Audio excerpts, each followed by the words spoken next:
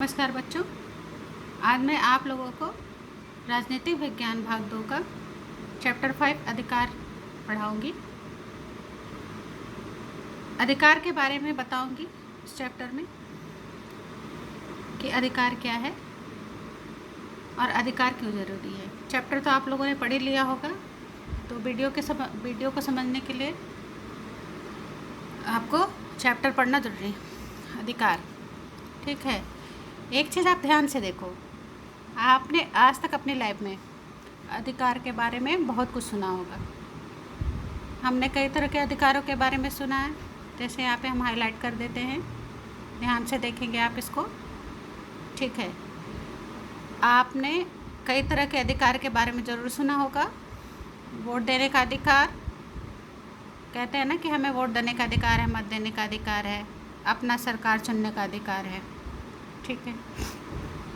हाँ, छोटे बच्चों का भी वोट देने का अधिकार नहीं होता है, और ये तो पता ही है कि 18 वर्ष के बाद ही वोट देने का अधिकार होता है, ठीक।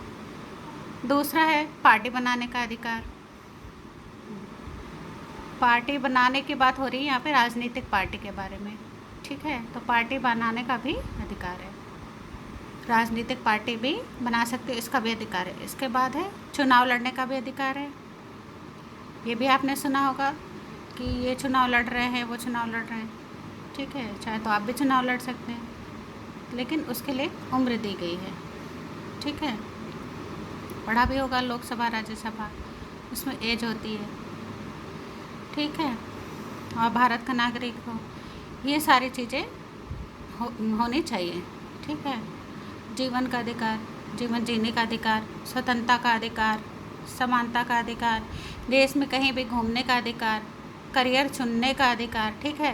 किसी भी प्रकार का करियर, नौकरी अपने हिसाब से आप चुन सकते हैं, ठीक है। कि आपको क्या चीज़ें पसंद है, उस हिसाब से आप अपने करियर को भी चुन सकते हैं, अपनी करियर बना सकते हैं, ठीक है। तो ये सारे जो शब्द हैं, वर्ड हैं, ये सभी अधिकार हैं, ठीक है।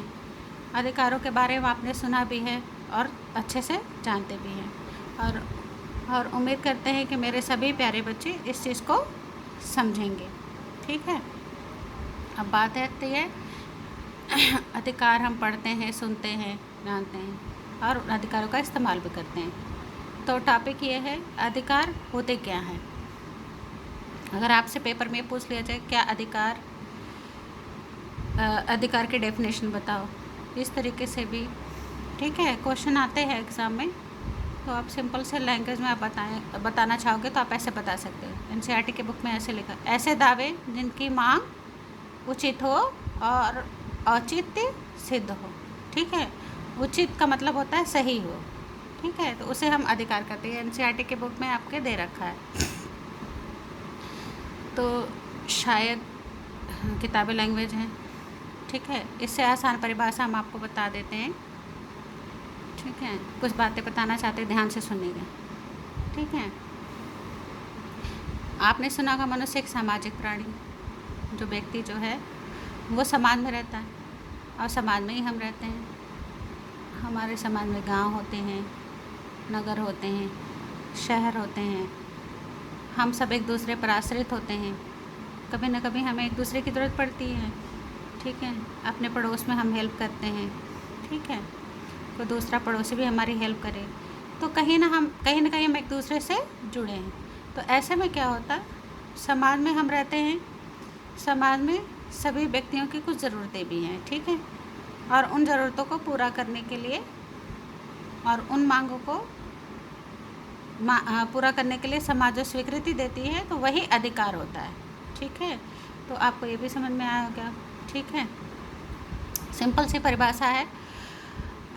क्या लिखा है यहाँ पे, अधिकार व्यक्ति की ऐसी मांग है जिसका प्रयोग करते समय वह न केवल अपने व्यक्तित्व का विकास कर सके, बल्कि दूसरे व्यक्ति के व्यक्तित्व में बाधा न उत्पन्न करे, ठीक है।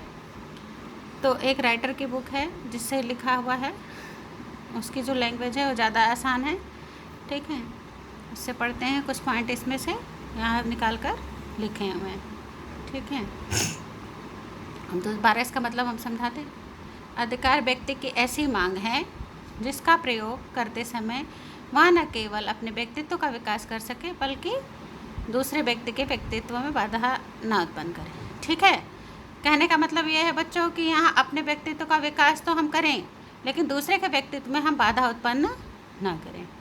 व्यक्ति की हर मांग को अधिकार नहीं कहा जा सकता, उसे समाज की स्वीकृति भी होनी ज़रूरी है। अधिकार का मतलब ये होता है कि हम अनर्गल कोई मांग करें तो वो हो सकता है आपके समाज में उसको स्वीकार न किया जाए, तो ऐसी मांग को अधिकार नहीं कहा जाता है। जो समाज से स्वीकृत होता है, जिसे समाज मान्यता देती है, उसे अधिकार कहा जाता है। ठीक है, ठीक है। एक और परिभाषा है, अधिकार समाज की ऐसी मांगे हैं, दावे हैं जो किसी व्यक्ति के विकास के लिए ज़रूरी होते हैं। ठीक है, ठीक है। ये सबसे आसान परिभाषा है जो आपको हाईलाइट कर रहे हैं। ठीक है, कि कहने का मतलब यह है, दोबारा से फिर से बता रहे, अधिकार समाज की ऐसी मांग हैं, दावे हैं जो किसी व्यक्ति के विकास के लिए ज़रूरी है। ठीक है, कुछ अधिकार व्यक्ति के व्यक्तित्व के लिए ज़रूरी है, बिना अधिकार के हम अपने व्यक्तित्व का विकास नहीं कर सकते। ठीक है, यह अधिकार है और यह अधिकार उसे नहीं मिलता तो वह विकास नहीं कर पाएगा। इसलिए अधिकार का होना व्यक्ति के लिए बहुत ही आवश्यक है। ठीक है, अधिकार का मतलब होता है कुछ सुविधाओं की ज़रूरत होती है, व्यक्ति अपने अकॉर्डिंग उस चीज़ को चुन सकता है, कर सकता है, अपने मन मुताबिक उस कार्य को कर सकता है, बशर्ते वह कार्य क्या हो, समाज और राज्य के और व्यक्ति के हित के लिए हो। ठीक है, ठीक।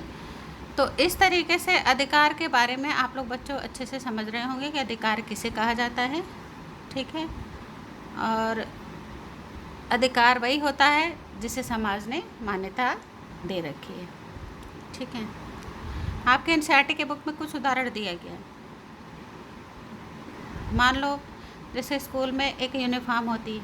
ठीक है, यूनिफॉर्म एक ही पहन कर आते हैं, कोई बच्चा कर रंग बिरंगे कपड़े पहन कर आए, या हो सकता ये कहे कि मेरा अधिकार है, तो क्या ये अधिकार है?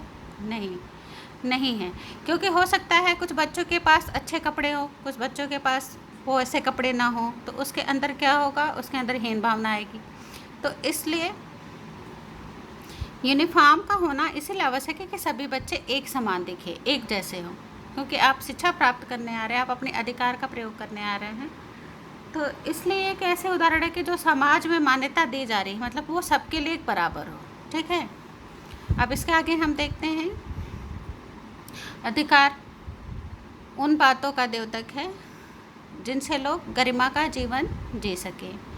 ठीक है, गरिमा का मतलब होता है जिसका सम्मानपूर्ण जीवन हो।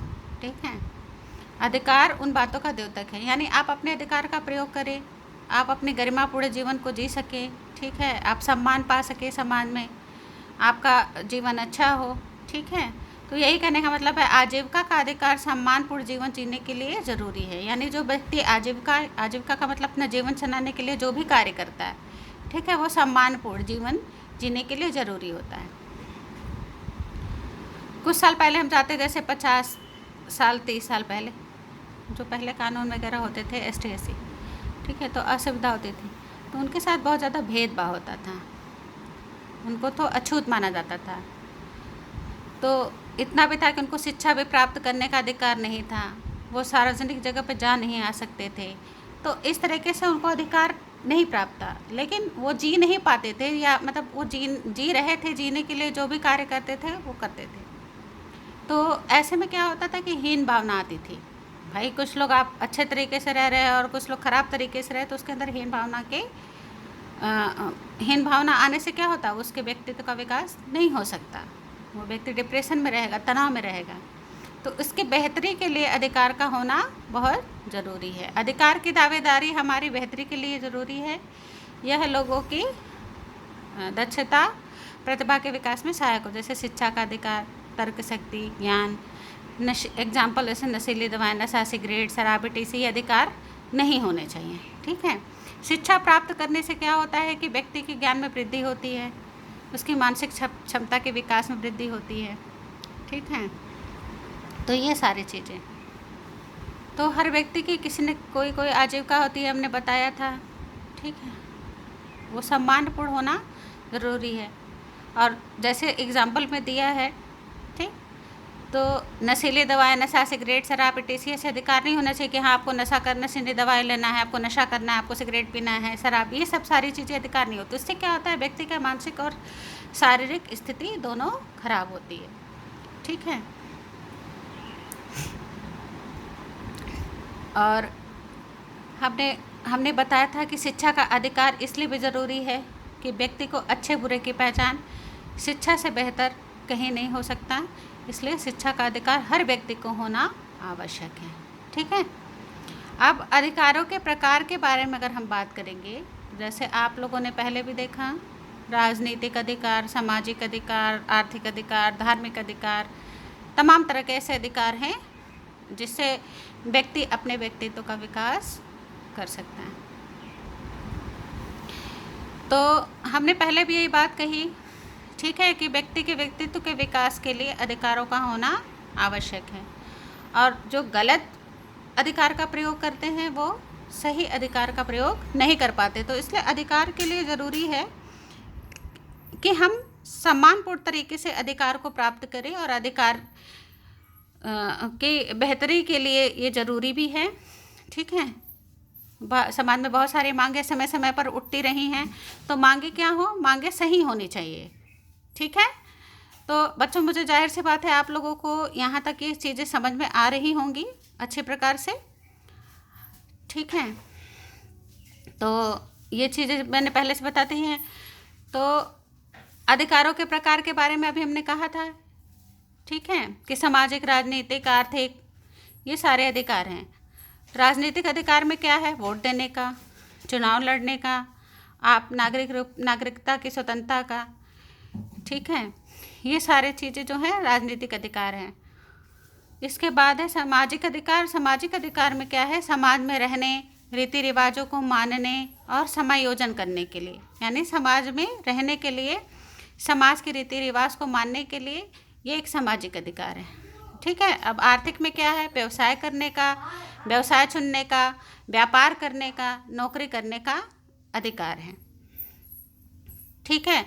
तो ये आपके अकॉर्डिंग है कि आप कोई किसी भी प्रकार का व्यवसाय चुन सकते हैं, किसी प्रकार की भी नौकरी कर सकते हैं, कोई भी व्यापार कर सकते, बशर्ते वो क्या होनी चाहिए, वो समाज और राज्य के हित में होना चाहिए। व्यवसाय करने का मतलब ये नहीं कि आप गलत तरीके का व्यवसाय करें, गलत तरीके का व्यवसाय चुनें, गलत तरीके के व्यापार करें। इससे क्या, आपको कैसा व्यापार और व्यवसाय चुनना है जो जिससे आपके भी व्यक्तित्व का विकास हो सके और समाज और राज्य का भी व्यक्तित्व का विकास हो सके। ठीक है।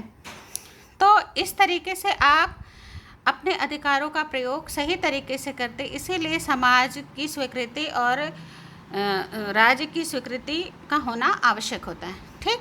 अब आगे चलते हैं। जीवन जीने का अधिकार।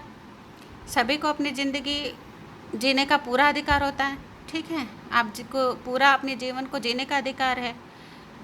ठीक है। गरिमा से, सम्मानपूर्ण तरीके से आप अपने जीवन को जी सकते हैं। ठीक है। तो भेदभाव की भावना ना हो, दूसरे को आप अपने से कम ना समझें, ये सारी चीज़ें हैं। तो जीवन जीने का सभी को एक बराबर अधिकार होता है। अब पांचवा क्या है, अभिव्यक्ति का अधिकार। अभिव्यक्ति का मतलब होता है अपनी बातों को कहने का, अपनी बातों को बताने का। तो समाज में, राज्य में आपको ये भी अधिकार प्राप्त है कि अपने विचारों को आप सही तरीके से प्रकट कर सके, बता सके। ठीक है। कहा जाता है कि हमारे मन में कई तरह की बातें होती हैं, बहुत सारे विचार होते हैं, तो अपने विचारों को किस प्रकार से दूसरे से कहें, प्रस्तुत करें, तो ये इसका भी अधिकार है। बस विचार भी वही, बशर्ते विचार भी बच्चों वही हों जो समाज और व्यक्ति के हित के लिए हों। हम ऐसे विचारों को ना प्रकट करें जिससे दूसरे के अधिकार का हनन हो, दूसरे के व्यक्तित्व में बाधा हो। ठीक है। अब उसके बाद है संगठन बनाने का अधिकार। ठीक है। संगठन का मतलब होता है ग्रुप बनाना, समूह बनाना, लेकिन संगठन भी ऐसा हो जो समाज और व्यक्ति के हित के लिए हो। हम ऐसा कोई संगठन, ऐसी गुटबाजी नहीं कर सकते जिससे समाज और राज्य का, व्यक्ति का जो है अहित हो। शिक्षा का भी अधिकार है, सभी को शिक्षा प्राप्त करने का अधिकार है। ठीक है। आप तो शिक्षा का अधिकार सबके लिए है। ठीक है।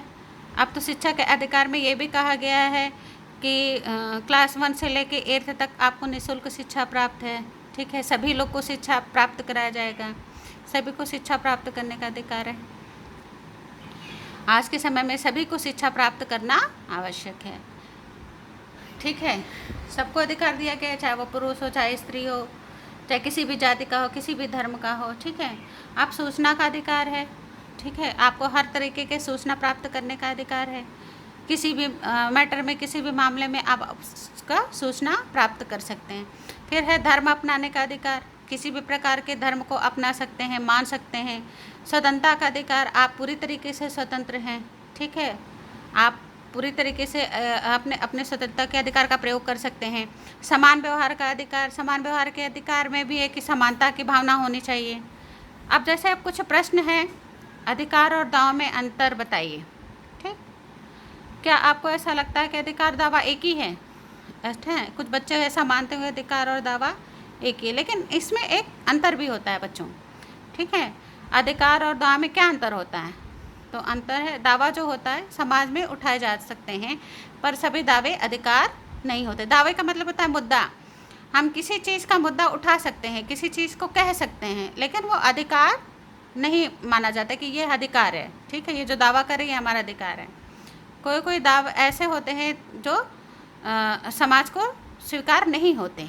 ठीक है, अब अधिकार किसे कहते हैं? जब दावे या मांगों को समाज स्वीकार कर ले तो उन्हें क्या कहा जाता है? कि अधिकार कहा जाता है। मांगे बहुत तरह की होती हैं, दावे बहुत तरह के होते हैं, और ज़रूरी नहीं कि हर दावे, हर मांग जो है अधिकार ही हो।